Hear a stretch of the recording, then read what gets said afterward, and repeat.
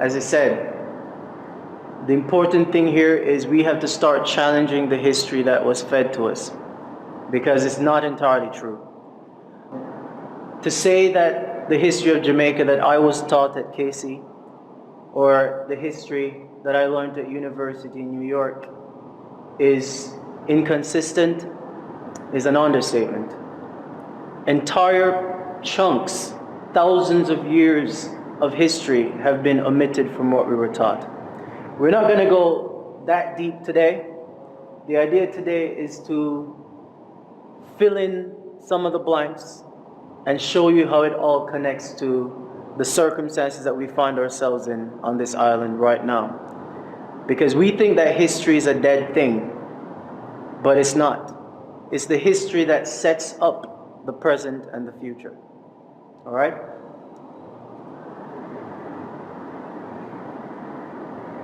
This first slide, I'm being kind of tongue-in-cheek about it, just to make you wonder what makes you Jamaican and what makes this island Jamaica. You ever wondered about that? Who told you you were Jamaican? We know it wasn't God, and if God never tell you, then it can't be true. It must be that some men made it up. Anyway, history is a weapon, and much of the history that we were fed in school is a fiction. But it was told to us in order to make us accept that England has a legitimate claim to own the island, fair and square, and that we are merely immigrants here, so we can't really challenge their ownership, can we? And second, that history is intended to make us believe that the government we have is legitimate, and that we are responsible for the debts that our government incurs. We're going to see how that's not entirely so. Now, in order to do that, we're going to have to take down some of these lies, which means that we're going to have to correct 500 years of history, from 1494 to 2014, and 520 years. 7 points we're going to cover. The first point, Christopher Columbus was not an explorer. There were no such people as Arawak Indians, certainly not here. There was no transatlantic slave trade. I know that one sounds kind of shocking. There was no slave trade. There's no such island as Jamaica. We were never given independence in 1962. We are not Jamaicans. Of course, if there's no island such as Jamaica, then there can't be people called Jamaicans, all right? And finally, the government is not ours, which explains a lot, doesn't it? They're not really working for us. All right, so first, lie. No such people as Arawak Indians. We're told that Christopher Columbus encountered a race of people he called Arawaks. But Spanish historians describe these Arawaks as docile, medium-build, copper-colored people, like the ones you see on the coat of arms, with straight black hair, and they said that they lived here for up to 10,000 years ago. Problem is, no evidence of these people has ever been found. Understand that there is no Jamaican archaeology. There is nobody out there digging up any part of this island to try to find any evidence of anything. So they found no burial grounds, no tombs, no temples, not even a bone fragment or hair follicle so we can test some DNA. None of this, even though they say that these people lived here for 10,000 years. How do you live anywhere for 10,000 years and not leave an archaeological record of yourself? That's because those Arawak Indians never existed here. In fact, the only people that we can prove existed here in this region are the so-called Caribs. And guess what? The Caribs are not medium-build, copper-colored people, they are black.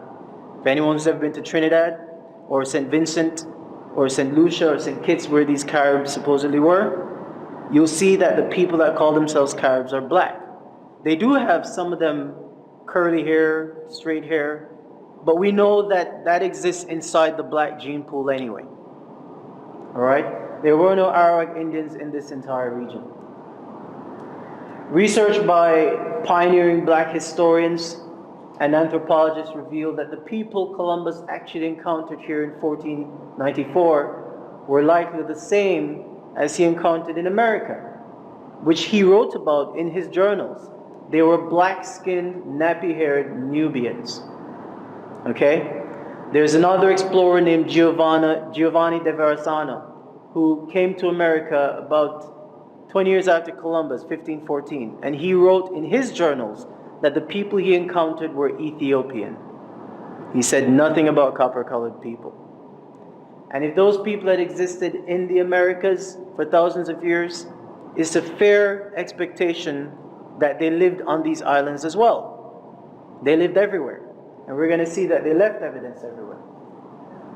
So, the point I'm making is, most of our ancestors were already here. Alright? And they had been here for tens of thousands of years, as I'm going to prove. Historians have discovered what they were called. They were called the Amaru. Amaru, this is where the term America comes from. It doesn't come from Amerigo Vespucci. It came from the Amaru, because they knew who was here originally. And another name for them is the Olmec sheep. Well, guess what? Mek, sheep, ko, Mexico. That's where the term Mexico comes from. So if you talk about Americans or Mexicans, you're talking about our ancestors. And they inhabited the entire region, as I showed you, North, Central, and South America, and the Caribbean. They are the real Amerindians that I was taught in high school, and they were black people. You don't know them because Europeans gave them other names. Just like they made up the name Arawak from the Arawak, they made up all these other names to keep you from realizing that everything in the Americas is you. Every artifact they find is you. Every monument they find, you built. But instead they tell you it's Maya, and Inca, and Aztec, and Toltec, and Taino, and Carib, and Arawak. These are all names they made up. Understand that. Alright. And of course, they told you that this is what the Arawak looked like. Or the Amerindians. Right? Anyone ever seen any Jamaicans looking like this? You know why? They never existed here. They want you to think that that's what the Arawak looked like, because they don't want you to know that this is what they look like. These are the original Amaru Khans. These are the original Olmec sheep. These are our ancestors. These are called the Olmec colossi. Colossi from colossal. And these are massive stone carvings of white people. I mean, this guy looks pretty white, right? This is a white dude, right? No? Okay, well, okay. These are black people. And they're carved out of one solid piece of basalt rock. Basalt is the second hardest rock on earth. First hardest is granite, which is what the pyramids are made out of. And they've dated these heads, and they estimate that they're somewhere between 16,000 to 20,000 years old. Stop and think about that, beloveds. 20,000 years ago, a race of black people excavated massive granite rocks out of the mountains, basalt rocks, and then etched themselves into these rocks. What kind of technology would they have had to be able to do this 20,000 years ago? Because it wouldn't have been a copper chisel. Alright? And I like this slide. Just a comparison. Here's a white dude, and here's a white dude. Right? So we were certain that the Olmec were white. Okay. These depictions weren't just depictions of ourselves. Because if you think about it, I'm not sure why it would be necessary to carve yourself into stone like that. These were actually depictions of our gods. But that's a powerful statement, isn't it? That the depictions of the gods look just like the people. You see what I'm saying? Okay? Historically, every ancient culture always depicted their gods to look like themselves. There's a reason it says in the book that the Creator created man in His image. That means your God must have looked like you. And since there's 5 billion black people on the planet, I would like to believe that a black God created me. I'm just saying. So those are the Olmec colossi, and as I said, they're depictions of the black gods. And the people were the builders of civilizations. They were not primitive. Primitive people couldn't do that. And like our Kemetic ancestors from Egypt, our Olmec ancestors engineered entire city complexes, thousands of years before Europeans crawled out of their caves. Historians have nicknamed the Olmec the mound builders. They call them mound builders because they built these megalithic structures all over the Americas. This is the Pyramid of the Moon.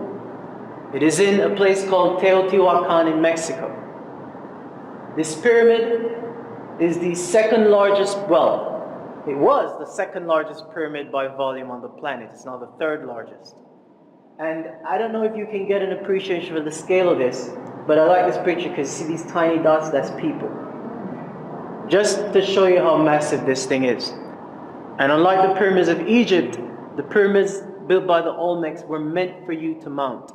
They were meant for you to climb them and go up there and behold the greatness of your ancestors. This was built by black people. The same stoneheads I just showed you, white archaeologists have confirmed that they were also the builders of these pyramids. This pyramid is 20,000 years old. And it is built from granite. And it is still standing, unlike the World Trade Center. This used to be the biggest pyramid on the planet by volume. It's called the Pyramid of the Sun. It's on the same complex. This was built by black people. It is massive. It's called the Pyramid of the Sun because it is designed to align with solar phenomena. This is the new King of the Hill. Remember I said to you, this one was the biggest pyramid on the planet. That was until 6 years ago when they stumbled onto this. This is called El Mirador. It is in Mexico. Mirador is a Spanish word for veranda or rooftop because they discovered that when you stand on the top of this, you can see for miles. And guess what? When they stood on the top of it, now this had been covered up by jungle. Just to show you, imagine how old this is. This is real. This is not from a movie. This is not special effects. This is an actual photograph. Alright? This pyramid is massive. You can't even see the base of it. It is so old that trees were growing up from inside it. This is in Guatemala, Central America. And this whole area was covered up by jungle for thousands of years. They don't even know exactly how old this is. But so far they've dated it, they've estimated it's 26,000 years. There are potentially thousands of massive pyramids in that one city complex alone. Built 26,000 years ago at least, built by the Olmec Sheep, black people. So that's the first lie about Arawaks. The second lie, Cristobal Colon was a mercenary. This is the man that you know as Christopher Columbus. Anybody ever wondered why suddenly in 1492 all these Europeans decided that they were going to jump on boats and start exploring everywhere? Well, there's a reason. There's always smoke, fire behind the smoke. In 1491, 1 year before his first voyage, there was a war between the Moors and the white Europeans. Actually, that war had been going on for a very long time. The Moors had ruled Western Europe for 700 years. But in 1491, when Queen Isabella and King Ferdinand defeated them at Granada in Spain, Pope Innocente, I love how the popes always have nice names. Pope Innocent. Pope Innocent the Eighth legalized the enslavement of black people all over the world and the theft of their lands and their wealth by white Europeans. This happened in 1491, and then in 1492 the voyages all started, right? You had Portugal, Spain, the Dutch, France, and Britain. Everybody just started exploring the so-called New World. How can it be the New World, by the way, if it's older than your world? I mean, I just showed you a 26,000-year-old pyramid in the New World. Anyway, Columbus's first voyage was a military reconnaissance mission. Everybody understand what that is? When you want to wage a war with an enemy that you're not familiar with, you send somebody to scope them out. See how fortified their nations are, see what kind of weaponry they have. And we know this for a fact because he only took 3 ships. Everybody knows the name of those 3 ships, right? Nina, Pinta, Santa Maria. And he only took about 80 crewmen. But when he came back in 1496, 17 warships and 1,300 soldiers. And those ships were carrying cannons, those ships were carrying armory, but he was just an explorer.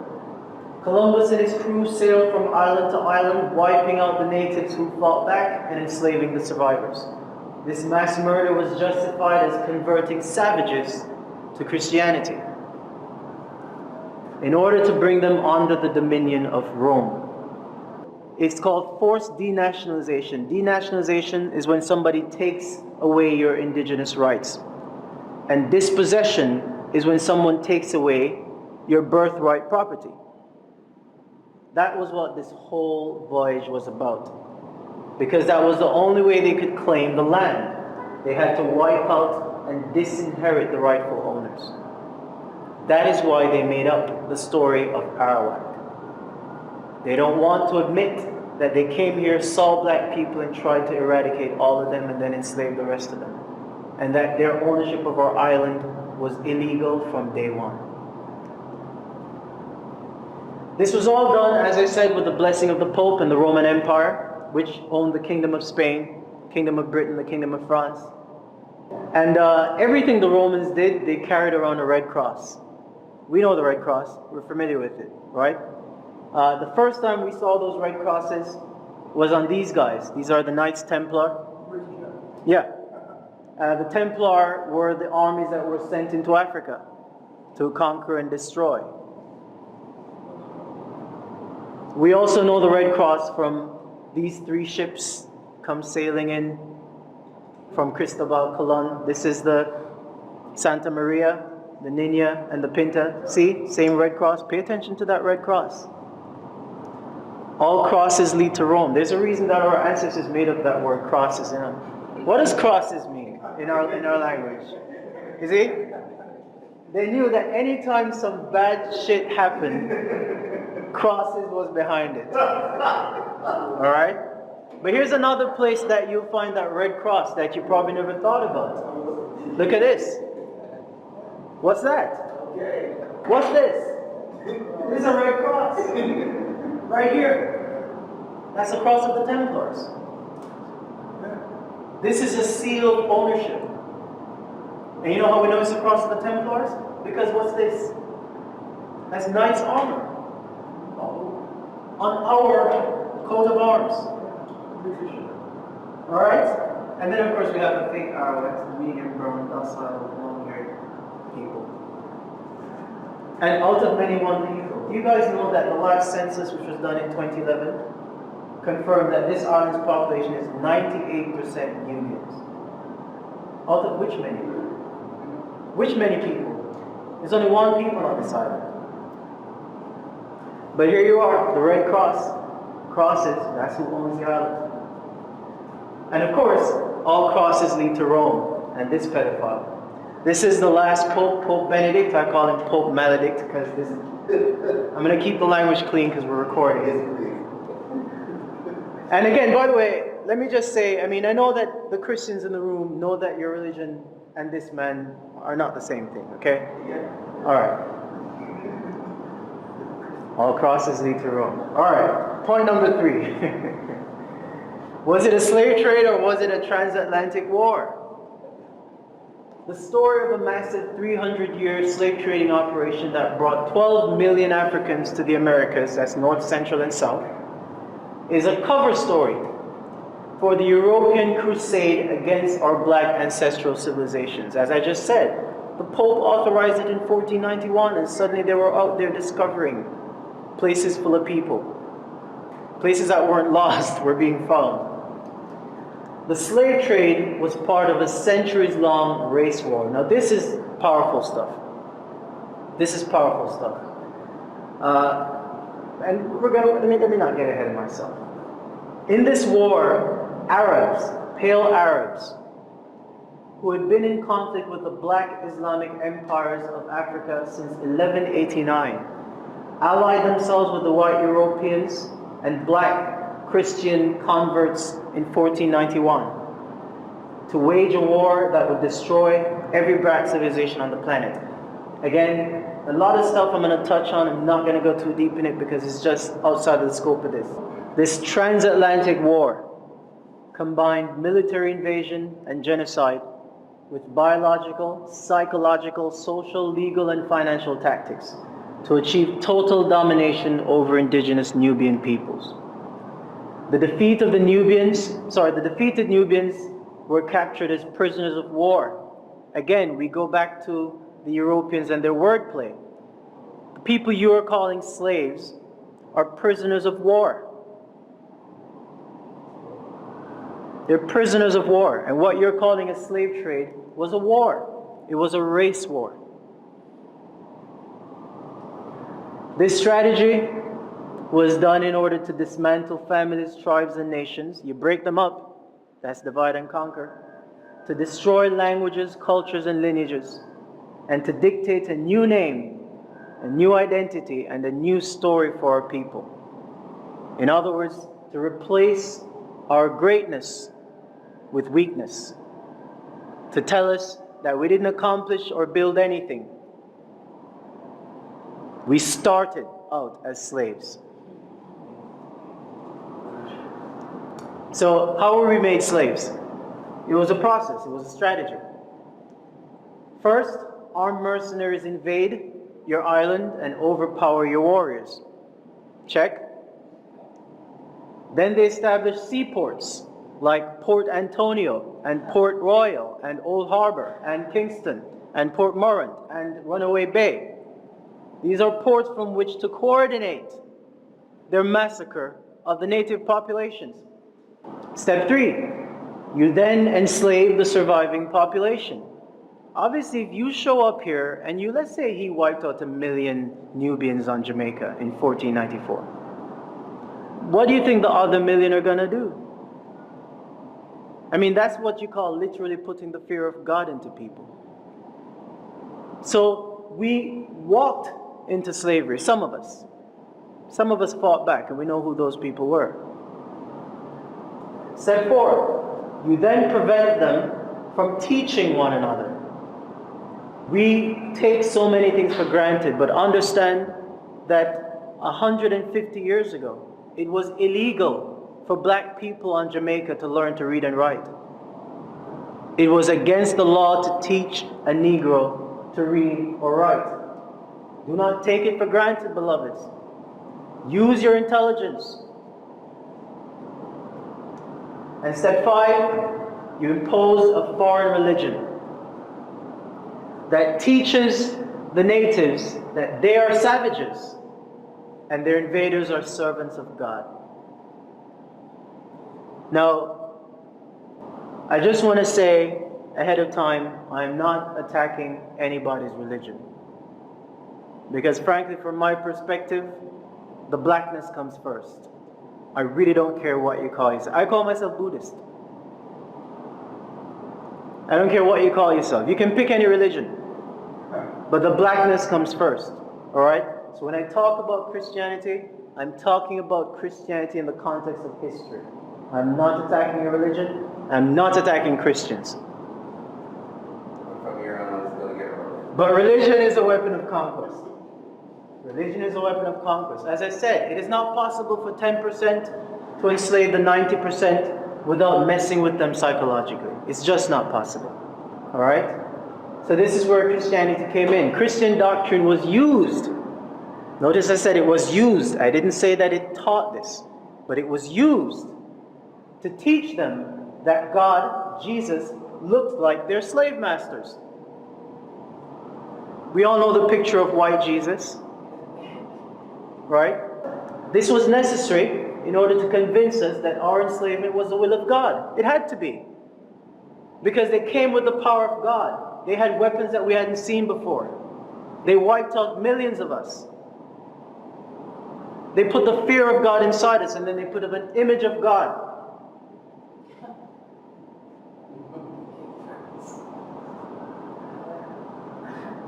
And we feared that image. Because every time we saw him, the slave master. Every time. Every time. That's why we were obedient. And it wasn't just that. But I want to show you that this is what makes this possible. You see that?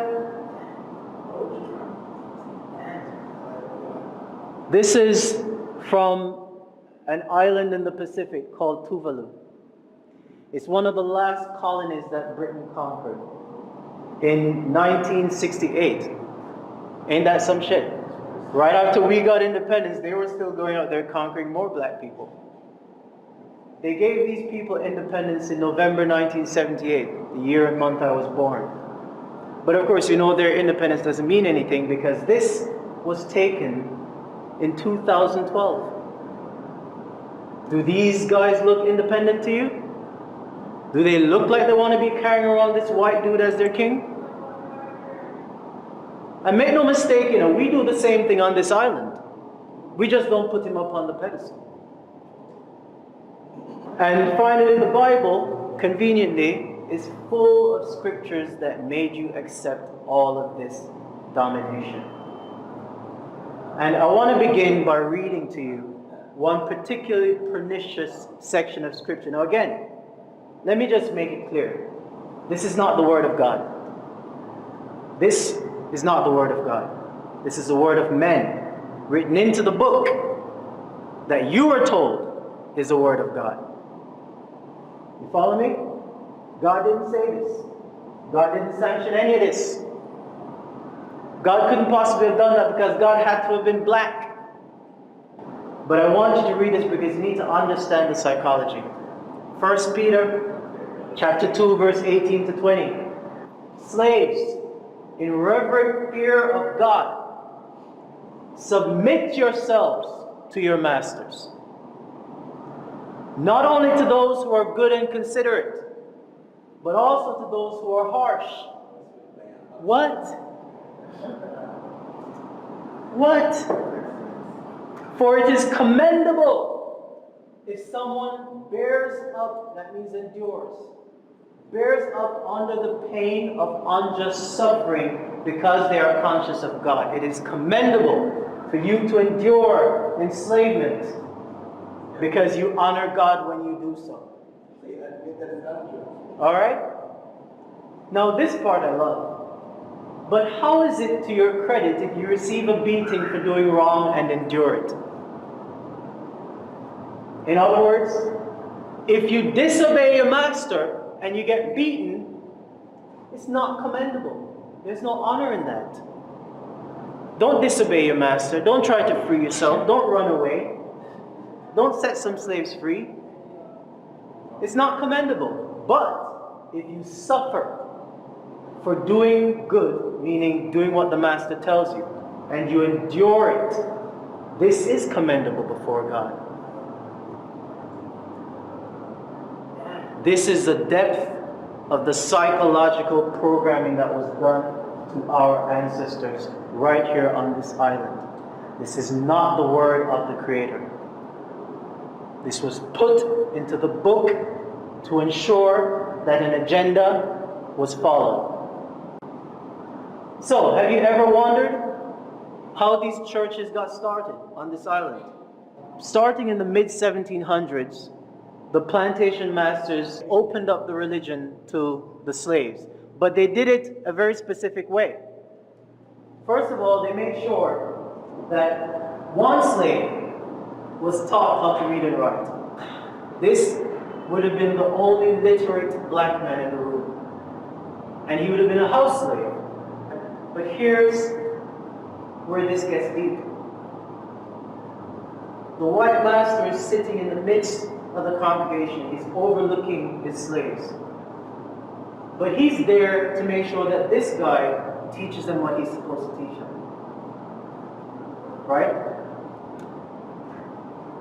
This guy was called the overseer.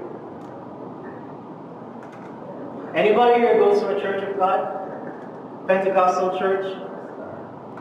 This is where your overseer came from. The overseers are not black, but this is where they came from. Again, this is not to attack your religion, it's just to show you that religion was used as a weapon, just like the bullets and the bombs, in order to conquer us. Now this one is going to be shocking. You are bonded property.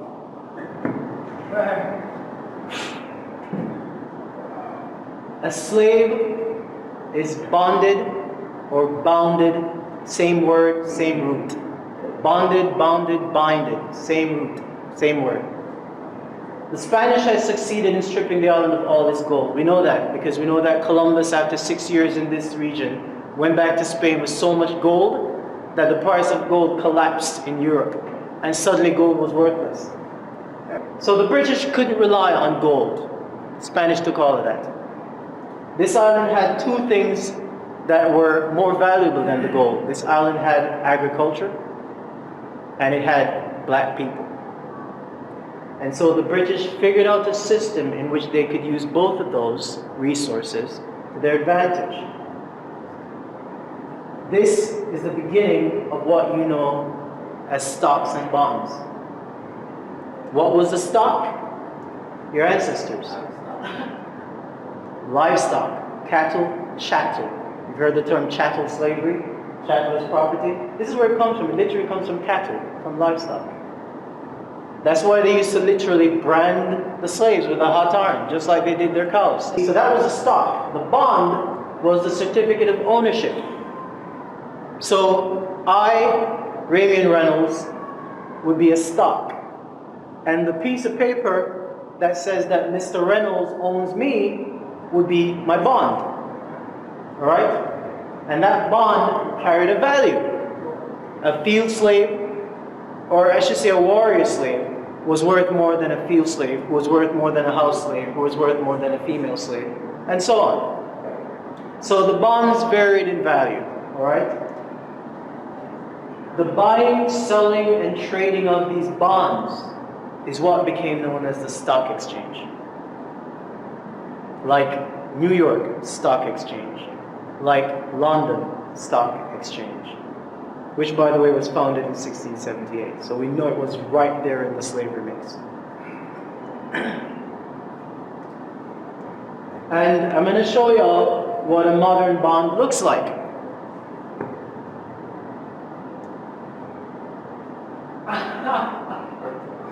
Who knows what this is? This pretty decoration around the side, that's what makes it legal bonded paper. It's a certificate. It says right up here. It's a certificate. It's a bond. It's a bond. This is a bond. Remember I said, I'm the stock. This is my bond.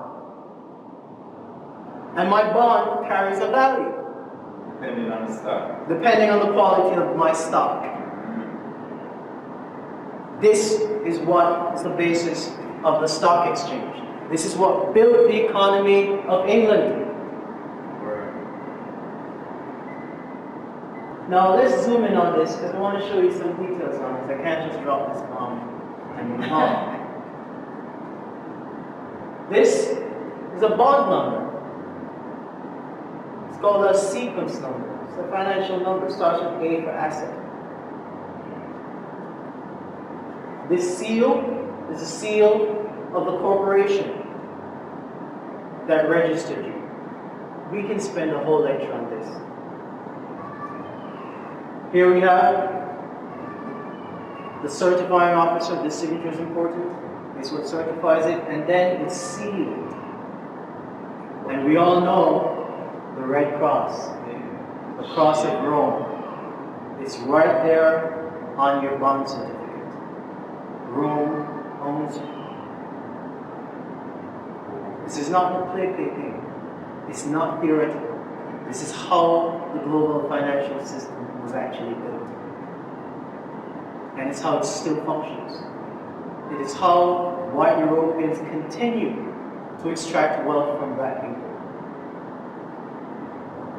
Point number 6, moving through these, the so-called independence at last. Okay, in 1692, when colonial government was pretty much set up, right? Remember, they took it over in 1655, they named it Jamaica in 1661. By 1692, they had this lockdown. That government consisted of a governor, an executive council, and magistrate courts of admiralty. All the courts in Jamaica up until 1962 were officially maritime courts. That means they were courts of commerce. It had nothing to do with law or common law. The governor was known as the Lord of the Land, and the chief commander of the Jamaica militia, which up until 1952, that's the name of the JDF. It was called the Jamaica Militia.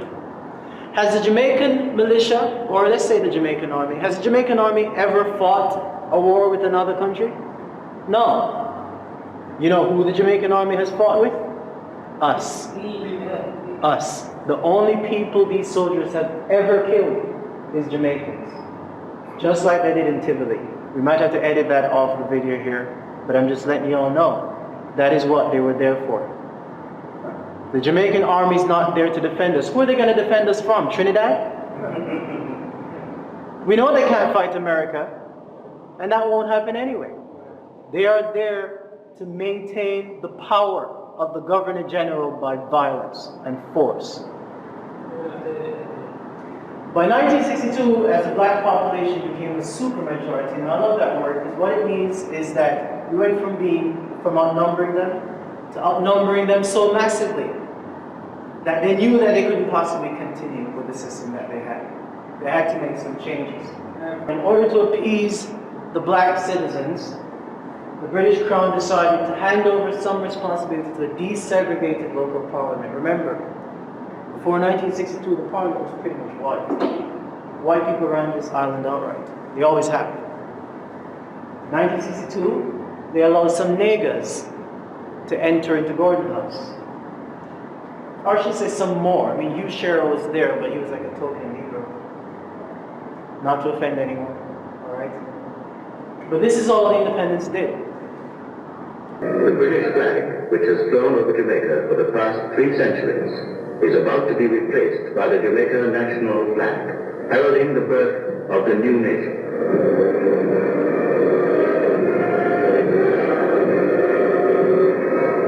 The lights go out. The Union Jack is lowered, and the new flag of Jamaica raised.